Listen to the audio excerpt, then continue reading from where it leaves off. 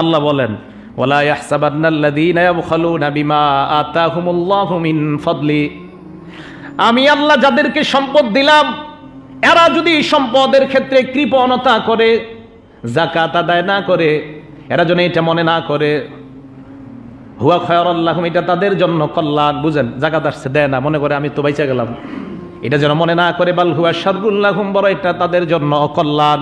এবার দেখেন কি কয়, সায়ুতাওয়াকুনা মা বাখিলু বিহি ইয়াউমাল কিয়ামাহ, কিয়ামতের ময়দানে এই বখিলতার কারণে, এই কৃপণতার কারণে এই সম্পদ তার গলায় পেঁচানো হবে। কোথায় পেঁচানো হবে?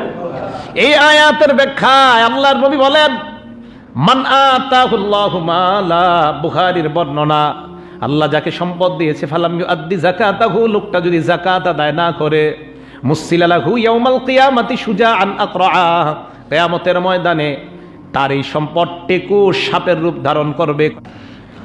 লাহু জাবিবাতান, কালো দুইটা চিহ্ন থাকবে, ভয়ঙ্কর কালো দুইটা চিহ্ন থাকবে।